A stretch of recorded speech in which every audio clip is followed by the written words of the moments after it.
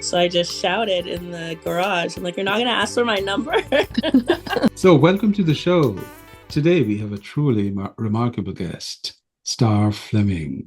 Star is a seasoned professional with extensive experience in global strategic travel operations.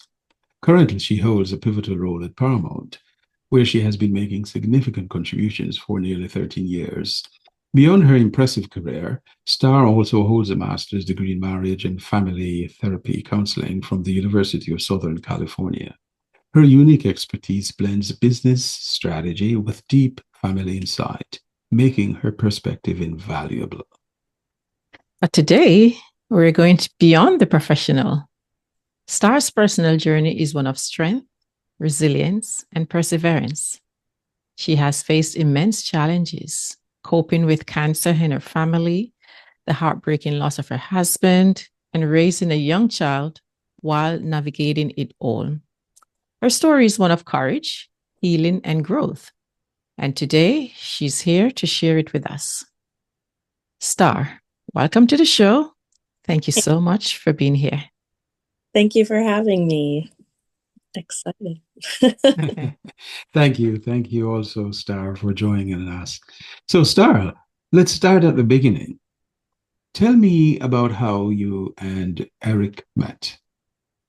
I was working in Santa Monica. I think I was at MTV at the time. And my coworker was from New Zealand and he played rugby here in LA, the men's club team. And he'd always be tired of me coming in on Monday talking about my terrible date or my terrible whatever. So he's like, I have a really good friend that I think you would really like. And then he pulled up his Facebook picture and he was shirtless with like a bunch of girls next to him. I'm like, this seems like the same dude I'm already dating, same type of guy. But he's like, no, no, trust me, he's the sweetest, sweetest. So they set up a little meeting. He was so sweet, so kind, painfully shy. He Mm. barely spoke to me. Um, and I thought he was super cute, but he didn't really talk to me. Oh. It was a long drive for nothing that day. Uh, we ended up moving offices. So my coworker had the whole rugby team, LA Rugby, come out and help us pack and move, and he was there. I spent extra time doing my hair and makeup to look like I just woke up like that. We kind of spent the day together, and at the end of it, he was walking me to my car with like some of the boxes. It's like, oh, it was really nice meeting you, and then started to walk away back in the thing. So I just shouted in the garage. I'm like, "You're not gonna ask for my number?" And he turned around and ran back. He's like, "Oh, sorry, I didn't know if you." I'm like, "No, we can go out." And we had a date, and we were pretty much inseparable. Oh, Is that's that nice. Beautiful, beautiful. It's wonderful. I've always liked the assertiveness of women who Yeah, I've always yeah, told that women is true. that. That is true. Cleveland Um, likes that. Yeah. Yeah, mama. yeah. You get what you want. When you see what you want, you get it. Wonderful. That's a great story. Yeah. Yeah. Great to hear. Perhaps one day we can go even deeper into this first and the second and third date. I don't know if you have time to talk about that Yeah. today. But after that, may I ask, you did go on a first proper date then? I think that wasn't a proper date, right? No, that was not a proper date. He took Uh, me. It was lovely by the ocean, beautiful Ah. restaurant, and did the whole thing. But yeah. Oh, nice. Sounds awesome. And then from one date, two, three, Yeah. until The biggest thing about our relationship is that we just had fun doing nothing. Like life isn't Mhm. Oh, exciting or going on this trip or that trip. Like we could just have a ball and be laughing hysterically all day doing nothing. How long before some illness came into the picture? We were together 3 years and he proposed. And then married another few. We I was pregnant in 2016, 2017. So it was January 2017. it was raining out in LA. We're not used to rain, so it's like Armageddon. And it was a particularly bad storm, like power lines were coming down. It was a little Wow. hectic. And then I got a call from his mom that he was taken in an ambulance to a hospital. So I'm trying to rush in the rain and not crash and not get hit by Right. lightning uh, Yeah. to get there. So both of his parents were there. It's a well-known hospital that is Uh, it is an HMO, so they are the insurance and the provider, which Okay. is, in my opinion, a very striking conflict of interest. mm, Um, Mm. so he got to that hospital. I was there late. I didn't know what tests or anything that they'd run, but he still wasn't feeling great.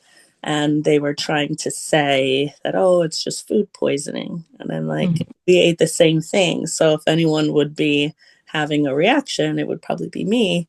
Yeah. Uh, but it seemed they didn't want to really do any testing. He was still feeling unwell. They always try and discharge you way too quickly. We went back. They still didn't they did some blood work, but nothing really trying to get to the root of the issue.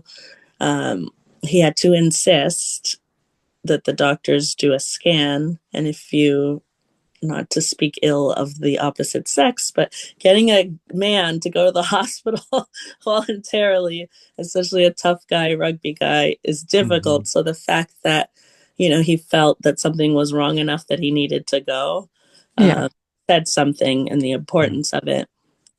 So we went, then they said, oh, nothing, but you can come back in 3 months and we'll mm, see.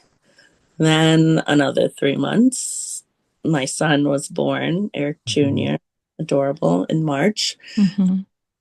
So then he'd gone back in May for another scan. They didn't say anything. Then the end of September, pretty much October, he did another scan, and that's where he got the report saying that there were nodes and it was stage 4 at that. Wow. So basically, stage 4 within a year. Yeah. So what's he had appendiceal cancer, which is very Oh. rare. Uh, Oh. Often gets misdiagnosed because most people have their appendix out or it ruptures, but I guess he'd Mhm, probably had a rupture and it just kind of sat there and grew into something else. Okay. The disturbing part of that is, when my son was born, you have an option to bring them onto your insurance. This is where I have some guilt. Um, and since he was so healthy and always playing rugby and always doing whatever, he's like, nah, I don't need the fancy private insurance. You and EJ do that. I'll stick with the HMO. right. Uh, so he wasn't on my insurance, which is unfortunate at the time. But we made sure at re-enrollment to get him in Mhm, under my insurance. So we were able to go see specialists, MD Anderson in Houston, some great doctors down in San Diego at Moore's Cancer Center, UCLA, Cedars. So he actually did get great care Mhm. under my insurance. Um, but what we noticed, it was very difficult to get our records from the HMO. They had a lot of runaround. They didn't really want to release anything. So it really took weeks and weeks and weeks to find the right building, the right office. They send you over here, over there. You need this form. No, you can't have it. You need that form. And it's your records. So that really shouldn't be the case. If right. the person is there, you're looking Right. at them, giving my reports. Um, that wasn't the case. So when we got the records finally and he was doing his chemotherapy and treatment at Cedar Sinai, we noticed that in the notes it had shown the nodes and used the word cancer, but that was back in May, in beginning of May, And that would have been early in the investigation. until October, Wow. which for someone like that who was so fit and healthy, that could have made a difference. Mm, And, some of the research and causes that we support now and doctors that are looking into GI cancers, it's pretty much curable up until stage 4. So, Okay. in my Okay. opinion, that delay is really to blame. Okay. Quality of care I at that see. particular institution. Okay. To just give a comparison, I was pregnant, right? 2016. I fainted. UCLA hospital made sure I didn't have, it was kind of a high risk pregnancy, but blood clots, brain scan, everything to try and make sure I'm okay and that there's no issues. Yeah. You go to an HMO and they don't want to run any tests. So it's really an opposite experience dealing with things there. But so, Okay. just in terms of navigating that medical system, could the hesitation on, and perhaps this is a general question, the hesitation on the part of the HMOs in general, is it to minimize insurance payout costs? Could those be some of the considerations?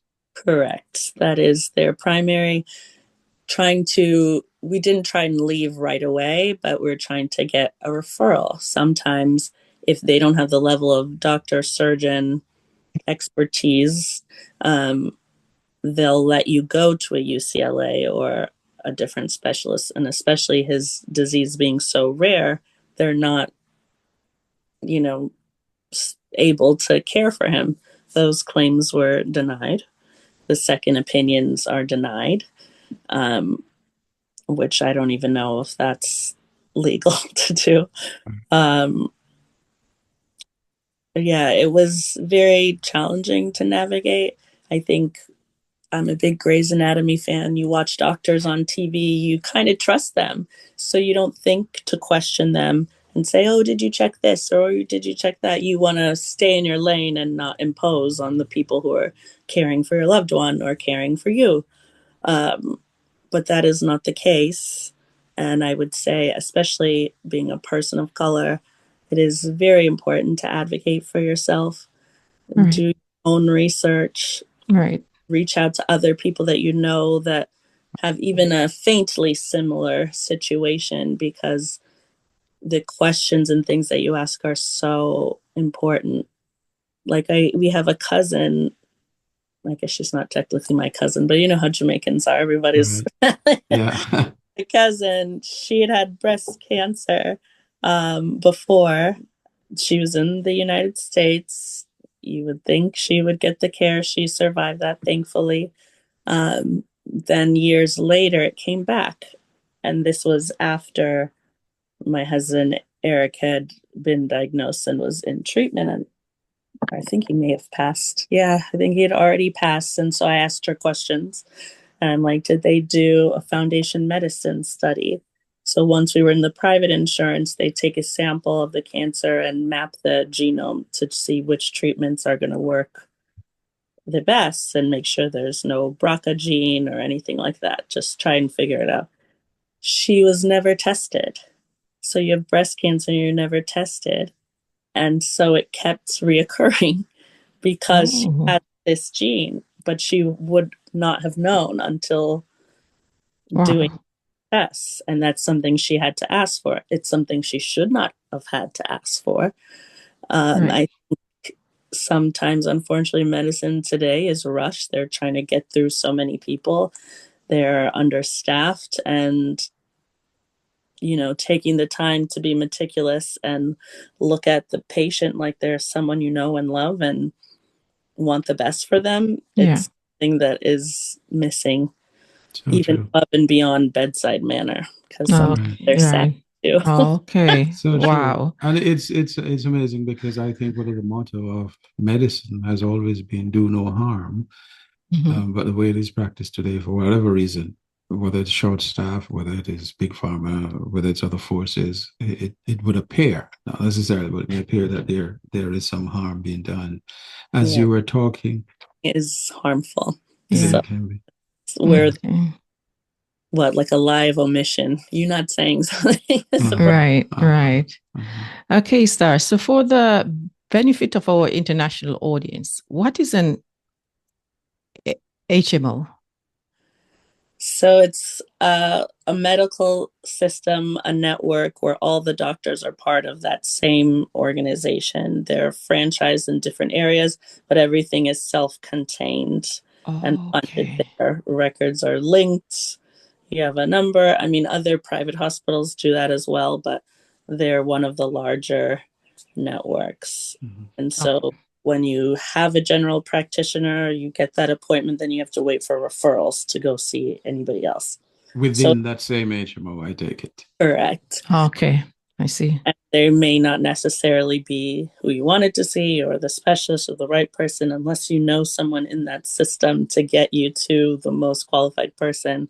You're just going to get what you get. Okay.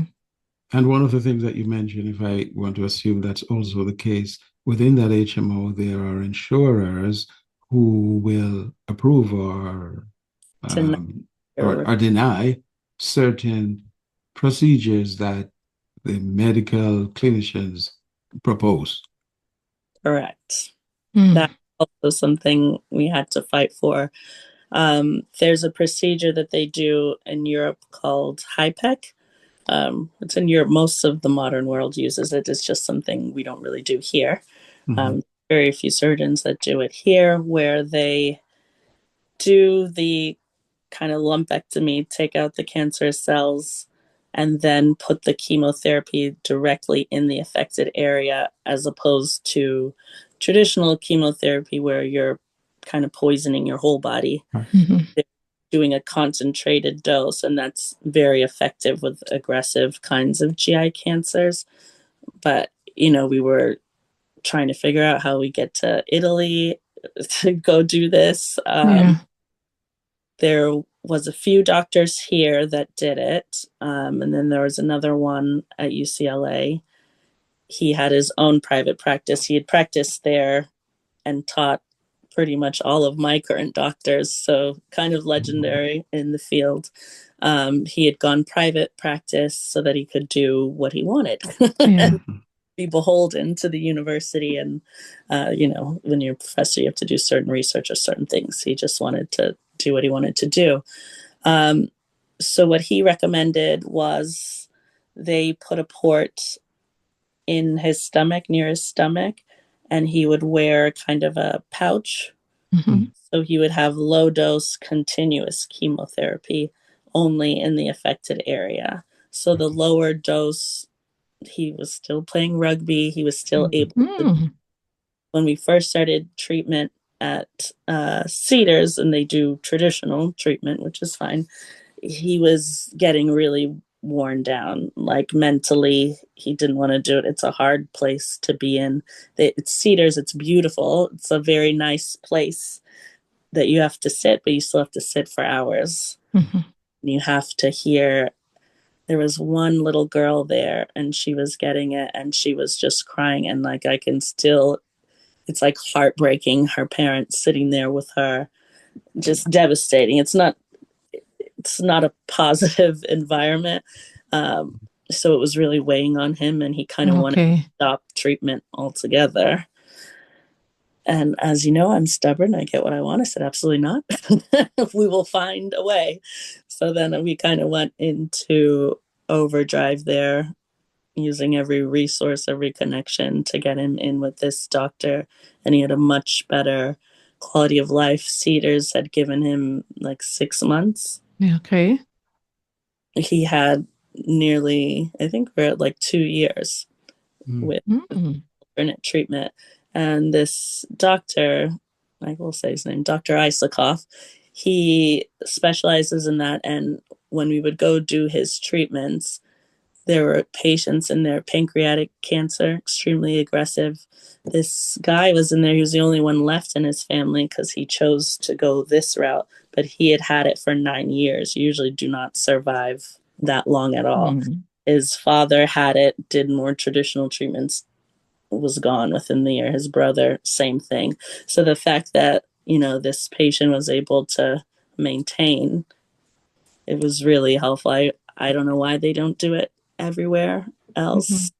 Um, Another thing that he would do is there's different kind of medical therapies for each type. Some are improved, some are this way. He would not mix them at the same time, but kind of alternate. So the cancer, you hear that with some people that the cancer gets used to the chemo medicine and just ignores it. By confusing it with the two different types or three out of Okay. he was alternating between, you actually saw improvement. Uh, Mm. we did a lap just to look, because once you expose it to air, it kind of goes berserk. Just to see, and the doctor down in San Diego, the surgeon that we found that would do the HIPEC surgery, unfortunately, regardless, Eric wasn't able to do that, but he said he'd never seen it get better. Like certain areas had actually kind of receded. Um, Unfortunately for my husband, it had passed to other areas that we weren't aware of. So it's Oh, affecting him. And I think it was about 2 months where he was actually really sick and not okay. able to eat and losing weight, and he was gone. But he managed those 2 years. We went to Hong Kong and Thailand and had a great time, lots of family vacations. That's nice. He was doing a lot better. That's We had good. a vow renewal in Hawaii Wow. a few months before he passed because he was doing that well. So I really wasn't prepared mentally. I That wasn't an option in my brain that he wasn't going to be here. Right. I just assumed in those last 2 months that it was just a change in the medicine because we'd added a different one that was making him feel ill.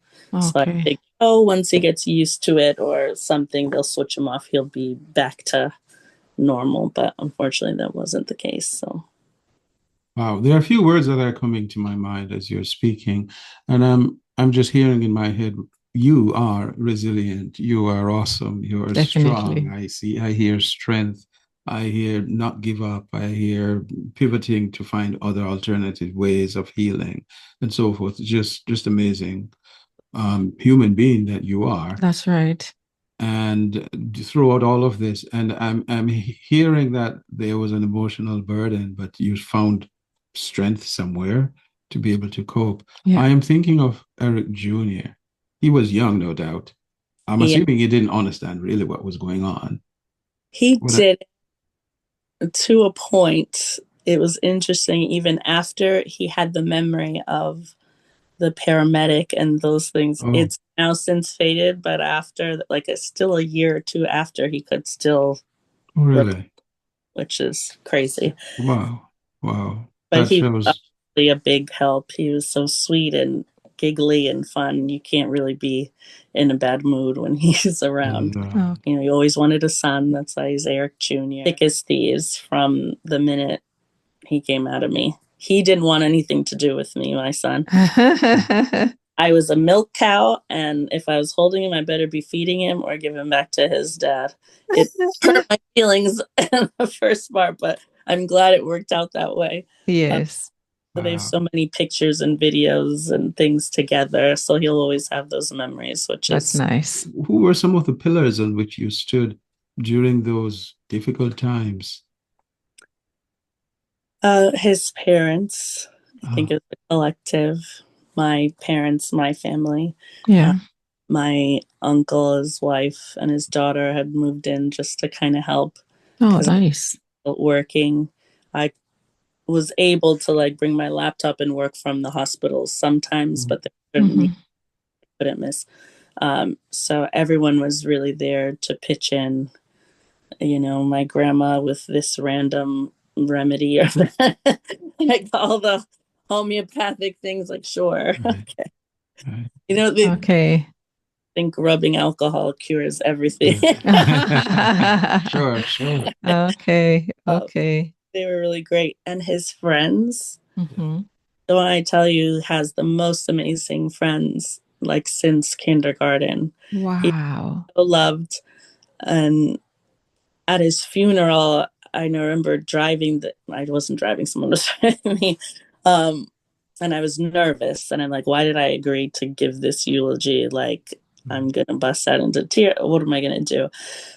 Then we get there, And this is a huge church. My wedding was there, my son's baptism was there, and it was full, and people were standing in the back.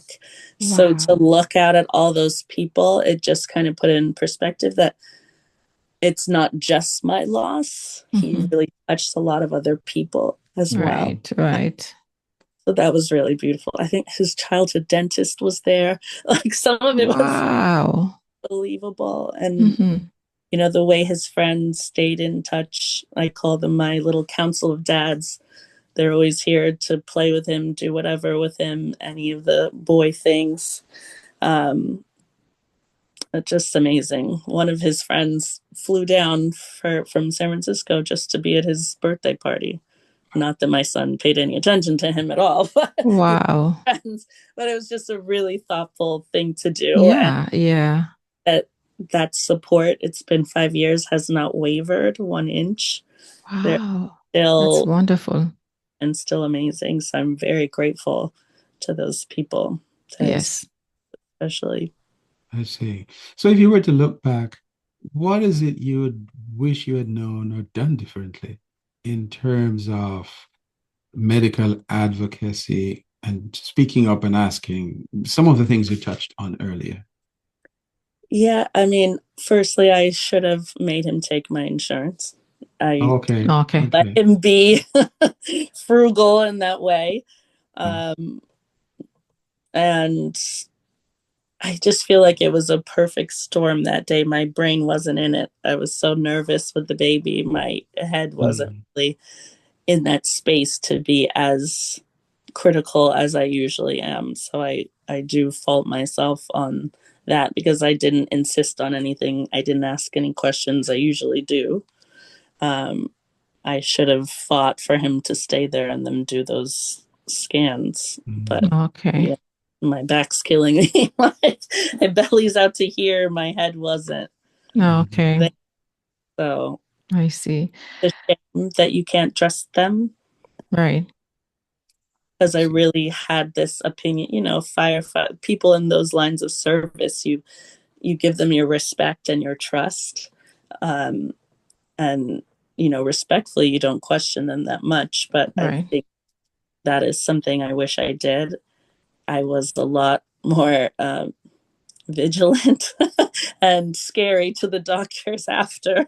I Okay. did get a little reputation for that, but you know, Yes. you mhm, had to do what you had to do. One, Exactly. he's like, you know, a lot of people, huh? I'm like, exactly. So don't mess with him. Who? I think my mother-in-law used to teach some of the kids from the Lakers in school. So they're donors and things to the hospital. Like when we went to every chain of influence to make sure that he was in the best place with the best doctor, it was something. Okay. So That's the good. doctor was a little afraid of me because I'm like, right. I'll keep a surgery on you if I he understand. doesn't. Okay. And that's somewhat almost of a sad thing because things, since the mantra is do no harm, one circle of influence shouldn't really need to be so important that the doctors then say, okay, let us ensure that we take care of this patient the best we Mm. can. It could be an Yeah. unknown person. Yeah. It's just a pity. However, I can observe that because of what you've done, perhaps people now can look back, hearing you speak and say, hey, I'm now going through this. Let me do what Star said she could have done in addition to all of the things you did. So I think you still are doing some advocacy Yeah. for others while we speak. Yes, Okay. we have a grant with the Urban Health Institute. So every year, Charles Drew University, where he was an assistant professor and researcher there, we do a memorial lecture in his honor. So we have medical folks come out in person and do talks about either GI cancers and bring awareness or um, diabetes and disparities. Most of my husband's research was on um, like healthcare disparities in the Los Angeles area. So he was always Oh. thinking about that. He wanted to construct these kind of mobile clinics Yeah. Mm-hmm. that would go to the churches, the barber shop, the beauty shop, just to make Mm-hmm. sure to check on those people because they don't feel comfortable going to the doctor. But you Mm-hmm. know, they're in the beauty shop when the man comes with the cakes, ordering things that they shouldn't be eating and add Right. Okay. their diabetes. So to have, kind of a community medical type of situation, it would be really great. Yeah. So you had a lot Right. of great ideas. Okay. I So that's see. awesome. That's really one of the ways that you are continuing to honor Eric's legacy in the community. But you Yeah. just touched on something which I found to be rather interesting. Eric's area of research as a professor was limiting, minimizing medical There are disparity, disparities. and he ended up experiencing less than the best, Hmm. possibly, Yeah, likely. I agree. Yeah. Wow, Wow. wow. Mm. So outside of what you just mentioned, I think Yvonne had a question, and I'll have her go ahead and ask Okay. that. So, what do you want people to remember most about Eric beyond his illness? His kindness, his heart. Nice. I Mm-hmm. think I said this in the eulogy. I make jokes when I'm uncomfortable. I said he would give the shirt off his back to anyone, mostly because he didn't like wearing a shirt. He had insane abs. So Uh, he was always shirtless most of the time, doing something, some physical activity. So we got a few chuckles in the audience then, but he was just, too good for this world. When he was Oh, 7, he was in the newspaper for giving away all of his presents to homeless kids because he's like, I have enough, more than enough, which 7-year-old thinks to do. right. Right. I told that story to my son, and he was like mortified. He's like, "Why would you do that? He needs them." I'm like, "No, you have too many toys too. You could give them away." He's like, "No, no, they're not going there with that one." Okay. So he was a special person. Yeah, truly kind, truly good. Yes. That's reflected in, the network of friends and family that are still here. We had a 5-year kind of memorial Zoom, and there are people all over the country, from all over the world, from Chile, from every Wow. filling in people that were touched by him. So Yes. it was really nice to hear some of those silly stories and Yes. memories of him. Good. So, what lesson from Eric's journey do you hope will inspire others facing similar challenges?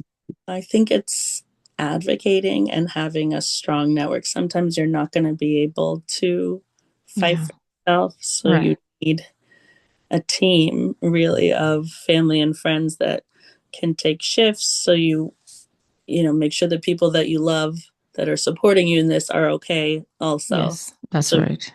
burn out just one person per se, but like spreading the responsibility. And the thing about the people who love the people that are ill, they always want to help.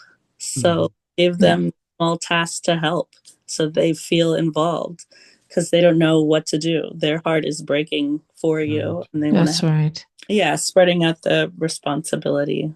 People want to help, they love you, and it's the best way they can do something. You want to fix it, but you can't. Right. So, small little things like, oh, you bring lunch on this day, or dinner on Okay. that day, or we'll watch your kid for a while so you two can go to the movies or something, just to Right. Right. so reach out in those ways with physical things that you can do, because it's Yes. hard. Yes. Like when the person's ill, they're just getting the same, how can I help? How can I help? Over and over. Oh, okay. Taking the initiative and finding ways to help that aren't intrusive, I think, is really important. And questioning everything. Let them explain to you 500 times Yes. Mhm. until you get it. Right. Question everything. Okay. So, what has helped you and your family heal and find purpose after such a profound loss? I think my son is a big part of it. He's such, Ah, um, he looks just like him, a clone. Mhm. but he has all of my bad behavior. So it's a little jarring for my mother-in-law. She's Your like determination. looking at her baby, but he does not act like that. He's a little mischievous. He has been a great support, and it's consistency. I still talk to my mother-in-law every day, probably twice a day. And all of his family, we're still very close. I helped plan their family reunion this past summer. So just keeping his memory alive, talking about him. I know a lot of people feel uncomfortable when somebody passes to not talk about it, or it's a taboo thing. You don't want to upset anybody, but sharing those memories and those good times with those, it helps keep them alive. So you're smiling when you're thinking of them, not just the sadness of their past. Right.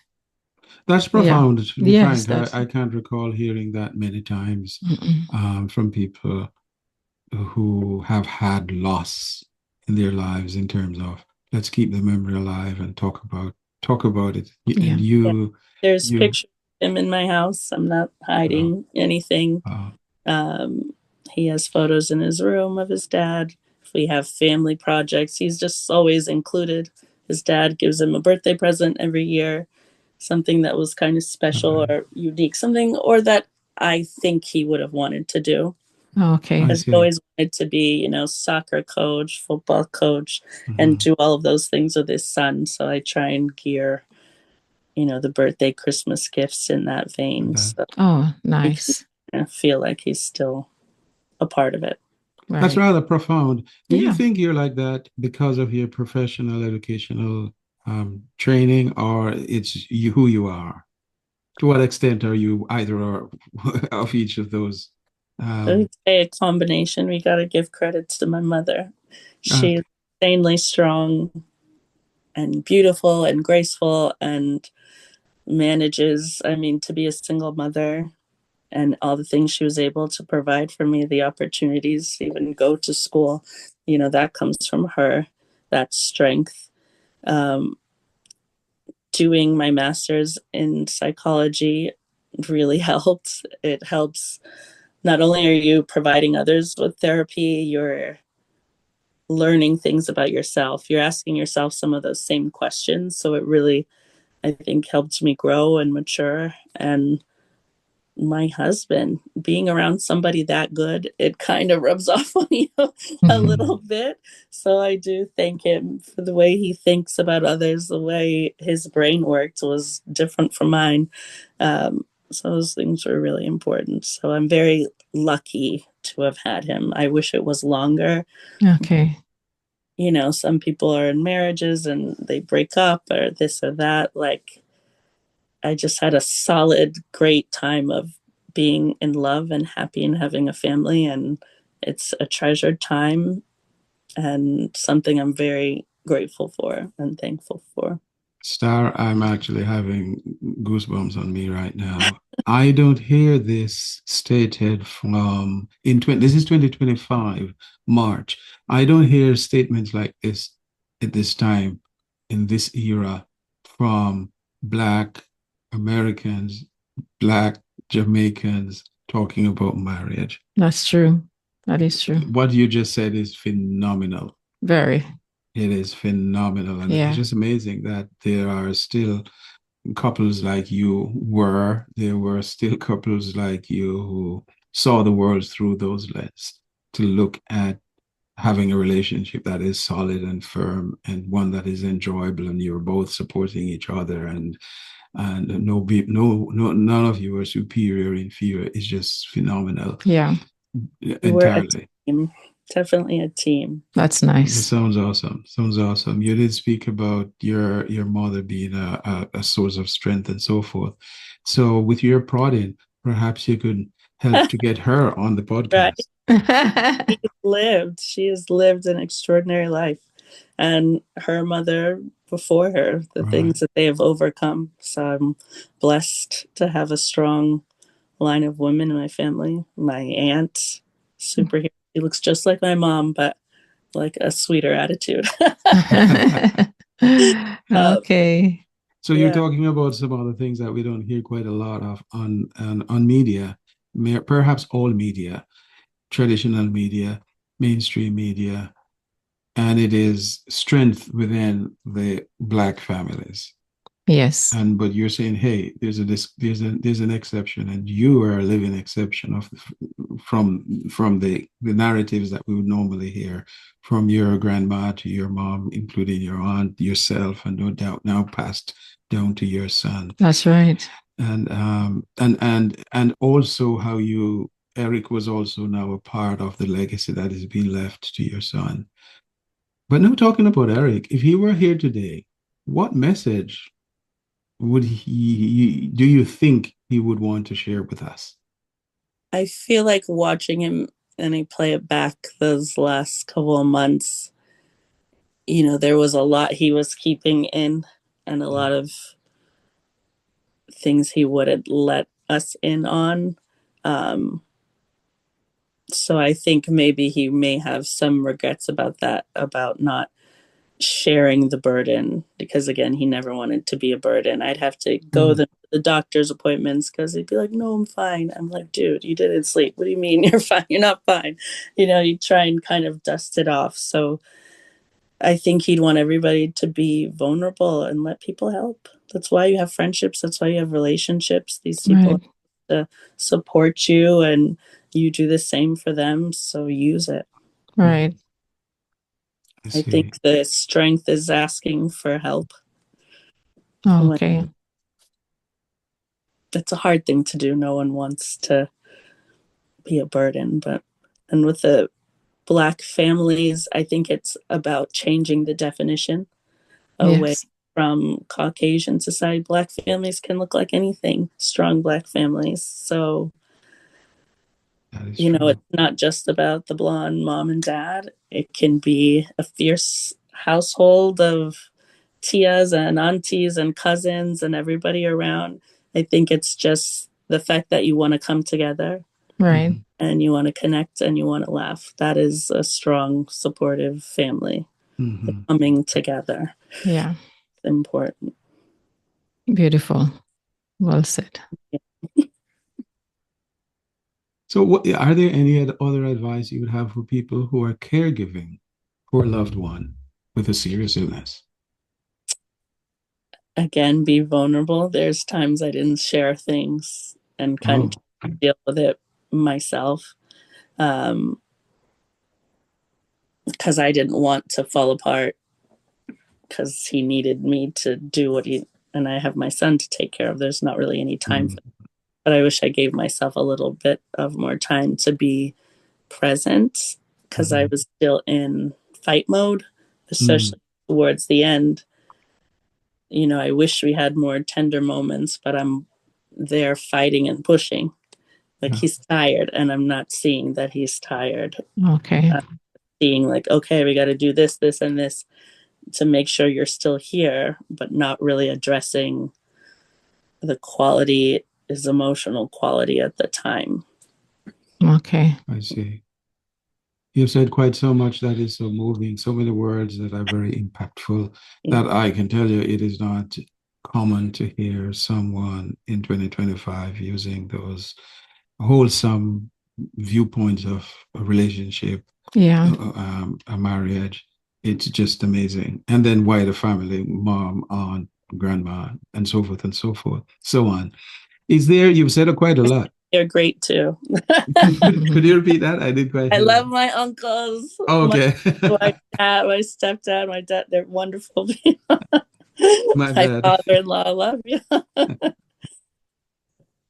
So is there any one word that normally goes through your mind that you would want people to take away from this conversation? I don't know about one word per se, but maybe just kind of smiling in the moment Hmm. Ah, Smiling in the moment. nice. with whoever. Smiling. Just, I think we spend a lot of time and, we ruminate on the negative or things we have to do.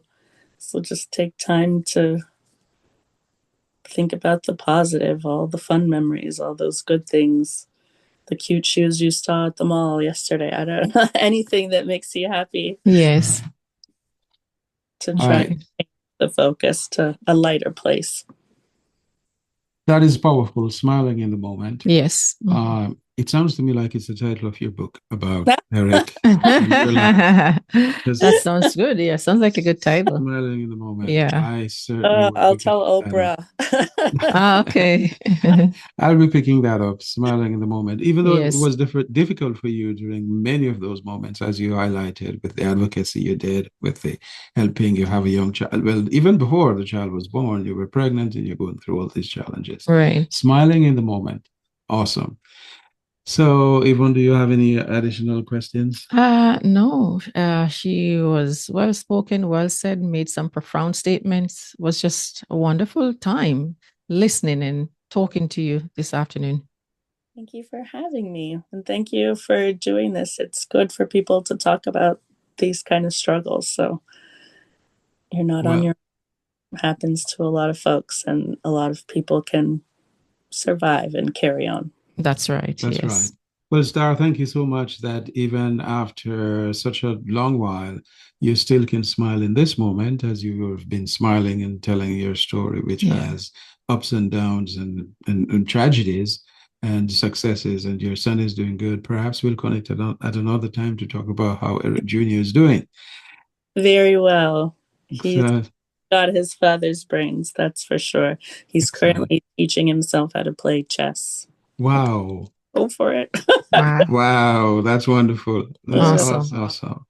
Thanks so much again for coming to join us to have a talk with us on the Stanbury Archives podcast. Thanks again, Star. It was good having you here.